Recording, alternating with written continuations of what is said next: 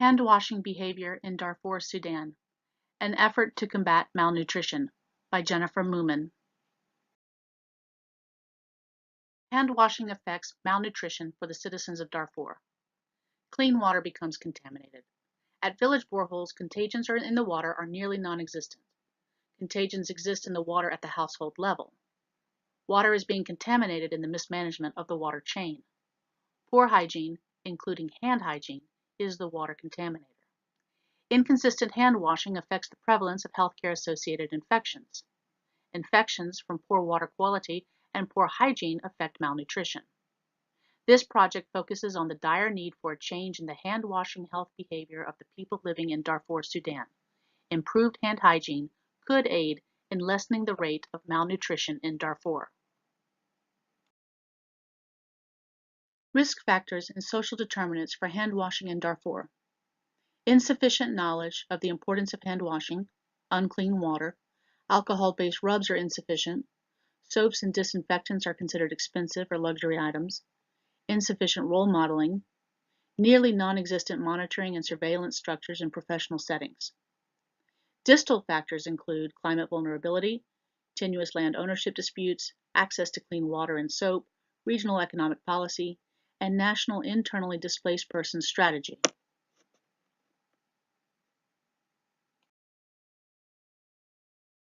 Hand washing is especially important in Darfur because a lack of hand hygiene is a long-term behavioral pattern, with all of these factors included. It is especially important to address this problem in Darfur because due to socio-cultural norms and values, sustainable behavior change lies not at the individual level, but amongst the immediate environment, as most people reside in small villages or refugee camps. Behavior-related protective strategies are effective when the intervention lies at the communal level. In Darfur, the paucity of latrines and hand-washing facilities make for extreme barriers in hand-washing. The lack of hand-washing affects the rate of acute malnutrition and severe acute malnutrition for this population. The significance of hand-washing in Darfur must be taken into account when designing hand-washing behavior interventions. Behavior theories help understand hand-washing behavior in Darfur. The social cognitive theory. Hand-washing in Darfur is a learned behavior. Interventions target individuals and immediate social environment. Precaution adoption process model. Ideal for malnutrition interventions in Sudan, especially hand-washing. Darfur's population remains largely unaware of risk. Theory of triadic influence. Hand-washing must be taught at the intrapersonal, interpersonal, and environmental levels. Hand-washing interventions based on the constructs of the social cognitive theory. Physiological, healthcare workers negate concerns not to wash hands. Verbal persuasion, instruction and guidance from mentors, community leaders, and teachers. Vicarious experience, beneficiaries, medical students, and patients watching healthcare workers and each other.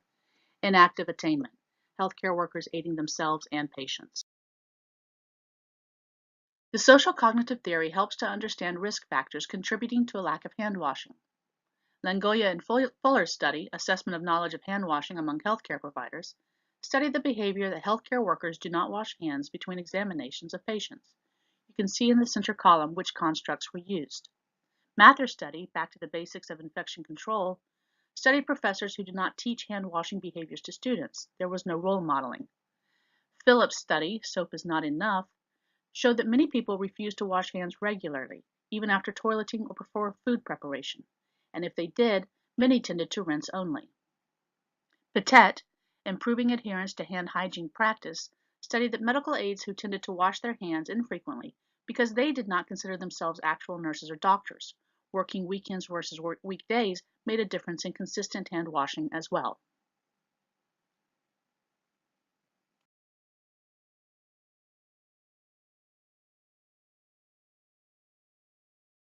Hand washing interventions based on the constructs of the precaution adoption process model. Unaware, unengaged, decision to act or not, goal formation, maintenance. The precaution adoption process model helps to understand risk factors contributing to a lack of hand washing. Heitzinger's study, The challenge of improving boiling water studied the behavior if people were still unmotivated to boil water or practice hand hygiene, even with positive traces of E. coli, and new safe storage containers were used as incentives. You can see in the middle column again the constructs that were used. The Rotherham-Boris study, a randomized controlled trial to improve the South African government's community health workers' capacities, beneficiaries showed improvement in adhering to the messages given by community healthcare workers going door to door.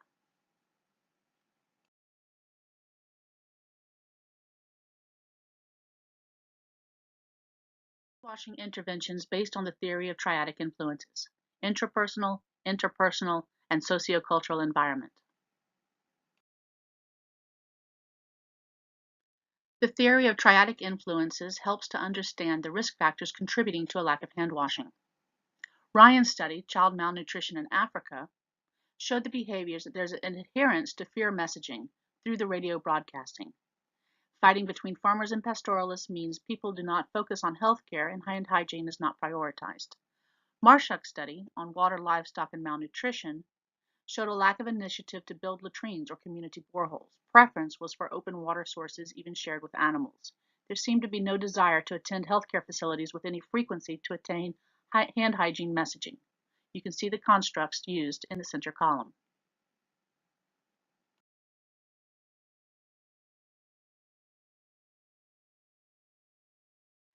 Health behavior theories help improve the understanding of risk and protective factors. Social cognitive theory.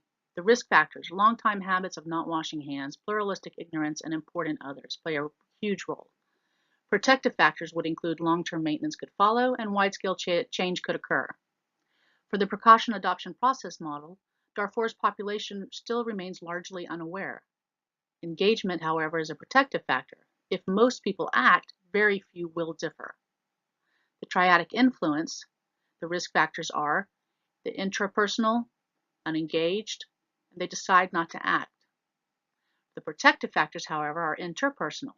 Neighbors watch one another, and environmental mass media reminding people long-term health messaging would be a positive. Hand washing interventions in Sudan and elsewhere. Teaching healthcare workers the importance of hand washing at a teaching hospital, soap distribution and building of hand washing stations at households, explaining and comparing the reasons why healthcare workers do not wash hands, distribution of safe water storage containers of fear messaging, the need for clean utensils and hands. Community health workers go door to door to deliver multiple healthcare messages, including health hygiene, distribution of AM/FM radios to households for mass media health messaging, and explanations for the need for health safety measures in villages where people share their water source with livestock. Now let's take a moment and discover how the behavior theories were used to create these interventions.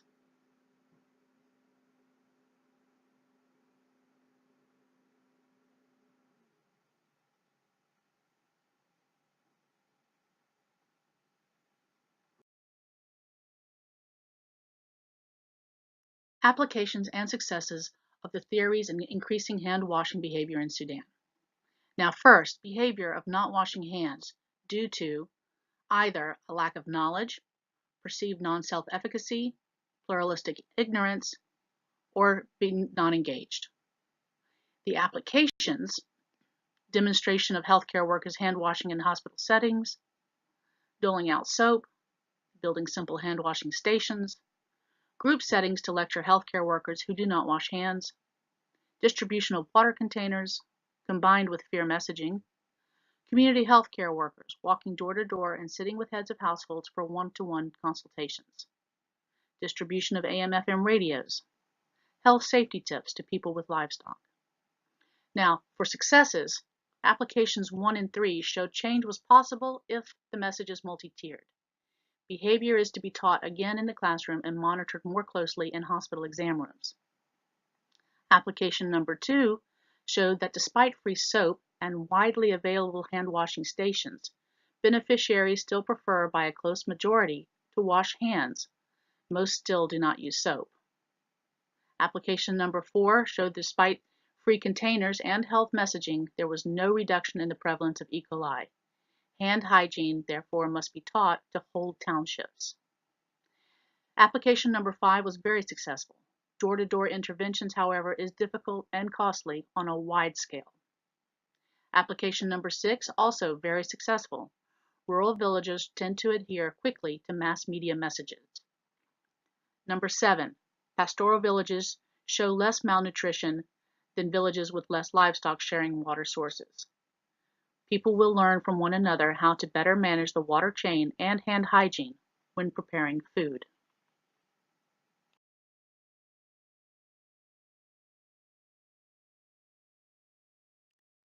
It is my belief the theoretical constructs best adapted to address hand-washing behavior in Darfur stems from the precaution adoption process model coupled with mass media messaging by radio. If the target audience is unaware, radio diffusion of information would aid that. If they are unengaged, community healthcare workers could send out constant reminders and hold group sessions at the village well, on market day, etc. The decision to act or not, pluralistic ignorance, and a perception of zero self-efficacy will probably be the main barrier. Goal formation, this could be aided by village leaders, set the goals, set targets for the population.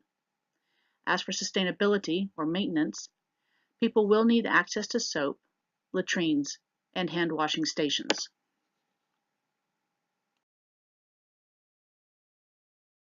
Intervention strategies to address hand washing behavior in Darfur.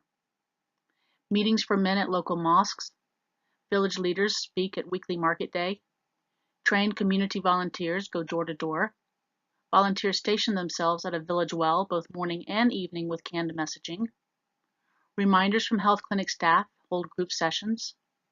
Programs for children to take messaging back to households. Law groups to appeal to national and regional policymakers, for example, Lawyers Without Borders. Mass media or radio messages played frequently. Interventions must be multi-tiered and cross-sectoral in policy development and advocacy, social marketing, community capacity building, and health education. Theoretical constructs within the interventions and ethical concerns about the strategies. Male versus female messaging. This could be unhelpful in promoting equality. Economic development. Values differ, yet money is needed to buy ingredients for soap. Community interventions ask beneficiaries to share common values. Medical. Interventions could be construed that females are asked to go to see male doctors when they frequent the healthcare facilities in order to receive soap or hand hygiene messaging. Interventions could create a culture of dependency. Free supplies might disenfranchise citizens. Beneficiaries may not be able to hold their own governments accountable.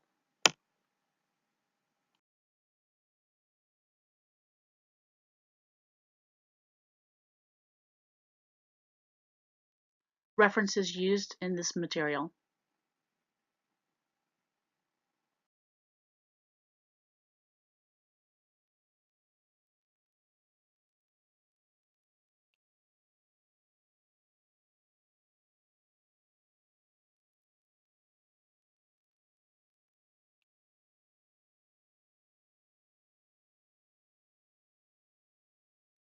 Thank you.